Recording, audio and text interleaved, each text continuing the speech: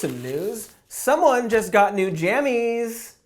Yes, after lying about things and having suspicious finances, and also that sexual assault allegation that the GOP avoided finding out if it was true or not, despite a potential date it happened corroborated on his cool calendars, and other details lining up in an alleged witness's memoir, and everyone just sort of saying, I believe something happened to her, but I don't believe it was him, which is, the most important detail. After all of that, Brett Kavanaugh was put on the Supreme Court, and it's only been a week, and he's already having a good time. And don't worry, we're not going to talk about him all day, all right? We're just going to talk about the news through his lens. We're going to use him like a tool. For example, here's some news. During Brett Kavanaugh's first week on the Supreme Court shot down an appeal that would have revisited a decision written by Brett Kavanaugh that allowed the continued use of hydrofluorocarbons, a climate-damaging chemical found in millions of consumer products, a chemical that actually has better alternatives available. Kavanaugh had no part in the decision to not revisit his decision, so I'm not going to be like the liberal media and insinuate that, Kavanaugh f***s the climate in his first Supreme Court decision. That kind of language should be reserved for what he's done to voting, which we'll talk about later. Ooh, voter suppression, that will be fun. So why bother mentioning the climate stuff? Well, because here's some more news. The Intergovernmental Panel on Climate Change released a report once again warning about the things that are happening to the planet once again.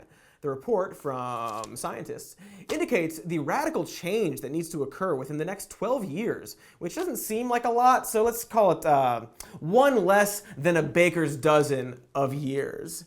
And while it's fair to say that Democrats still don't seem to have the balls or the oaths to put forth the drastic measures that are suggested by science, it's balanced to focus on the fact that once again, the grand old party is basically the only political party on the planet that doesn't care and won't admit it's real or a problem or caused by humans pumping carbon into the air. This, of course, isn't because of what the president says. Global warming and that, a lot of it's a hoax. It's a hoax. I mean, it's a money-making industry, okay?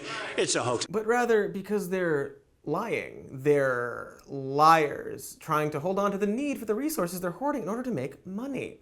Oil companies have known for more than half a century the effects of what they're doing, and they hid it. And then some people went to prison and billions of their dollars are spent to fix it? Oh, no, nothing happened. Don't we have laws in this country? He asked. Nobody, sadly. Also, Nestle is just taking water and selling it back. It's actually insanity that we haven't nationalized water. It's literally the first thing we look to when searching for life in outer space. We all need it, and it's everywhere, but it's expensive. Yeah, so is our constantly increasing military budget. But anyway, we could be mad at Nestle and all these oil companies, and we should. But the government allows them to do that. They should answer to it too. Money in politics and companies and extremely wealthy people being able to make large political donations skews influence of the people in terms of living in a democracy. And so the things that the government and politicians do aren't necessarily for the people or the general welfare, but rather for profit and the general money having. Money has no place in how a democracy decides things. I mean, it obviously has a place, but the point is that these people don't actually believe that climate change is a hoax or that we're not the cause of it. It's an effort by people who make money from not doing anything, and in many cases from making things worse. And that effort involves money, and then you've got the only political party on the planet avoiding talking about climate change because, well, I'm not a scientist, or because, well, there's snow outside, so it's not true.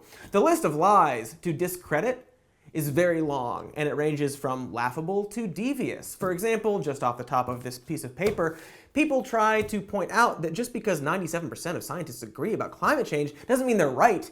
Scientists used to think the sun revolved around the earth, except they thought that before the development of the scientific method, and the discovery that the earth revolves around the sun led to the development of the scientific method, a process we used over centuries to discover carbon's role as a regulator for temperature of the planet and the effect of humanity's sudden pumping of mass amounts of carbon into the atmosphere in a short period of time. Other people might say, it's all a lie. At first, the scientists, they called it global warming, and that didn't work on the public. So they changed it to climate change to really push the narrative. That's why they call it climate change now and not global warming, because the Earth basically has not been warming for the last 15 years or so. Except it's always been called climate change, and global warming refers to a specific aspect of climate change. In 1896, Arrhenius wrote about the effect of carbon in the atmosphere on ground warming. Then in 1956, there was the first reference of climatary change, and in 1975, there was the first reference to global warming. Again, a specific aspect of climate change. You can find more lies, out there, or at the very least, incredible errors about climate change in videos from the good folks at Louder with Crowder and Prager University. And you can find heavily sourced and in-depth explanations of why those videos are f***ing wrong in other videos found in the description of this video. Prager University, of course, is the not a university run by neoconservative radio host Dennis Prager, who is tired of liberal academia and communism indoctrinating your kids in all the schools. So instead, he's gonna indoctrinate your kids. Prager University is funded by viewer donations, but it's owned and actually funded by two fossil fuel billionaire brothers. I wonder why they have so many videos about how climate change is a hoax. But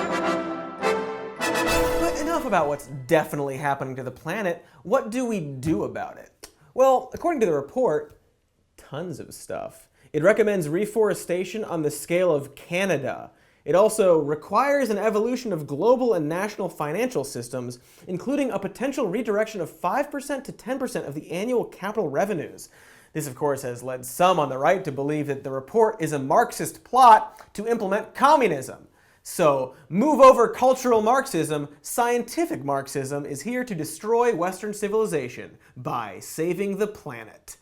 Or maybe the plan isn't a Marxist plot, but rather just a recognition that we're facing a severe global problem that will affect, the whole globe because of how we've treated it. And it will result in, just off the top of the same piece of paper, mass migration, refugee and housing crises, mass displacement of populations, food shortages, crop depletion, disease, destruction, just like all kinds of stuff.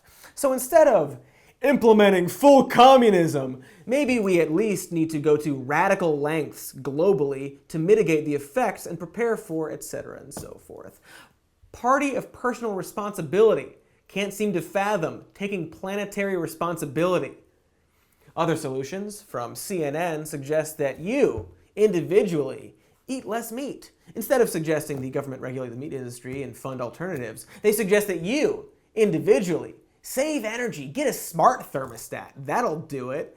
But might I suggest that CNN and the media in general cut the shit and suggest what powerful, wealthy people do.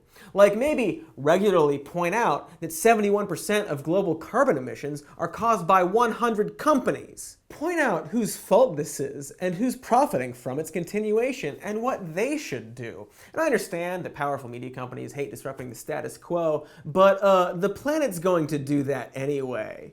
You're failing us. You should be talking about climate change and the necessary radical change that will benefit everybody, every day.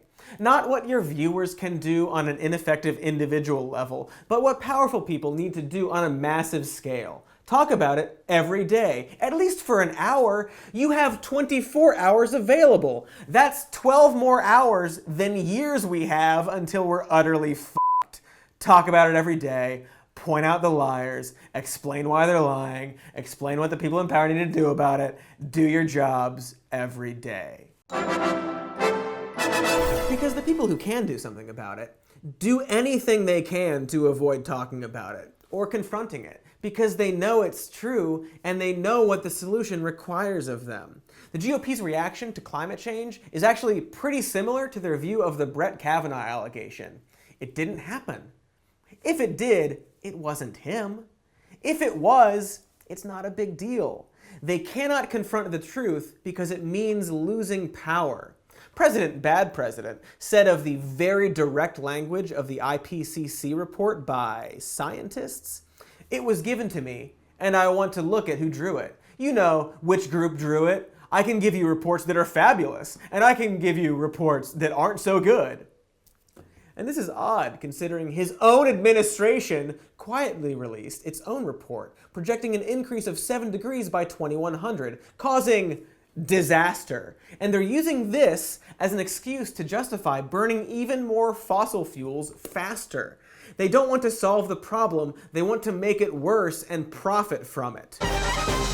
Because the path to solving climate change involves creating technology and investing in infrastructure on a massive scale that would lead to an abundance of renewable energy and shelter and food, which is bad for some reason. Climate deniers claim that everyone is lying about climate change being real to make money. Except investing in green energy ultimately isn't going to be profitable, ultimately, because it creates an abundance of renewable energy.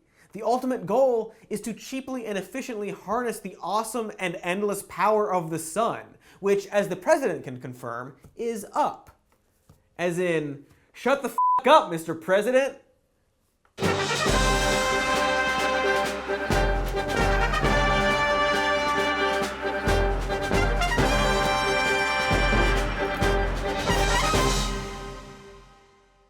Hi, thanks for watching that video. Make sure to check out our podcast, Even More News, on all the podcast things. And our Patreon, it's in the description below. Sorry I didn't get to talk about the president's $400 million tax fraud that nobody seems to care about, but who has the time?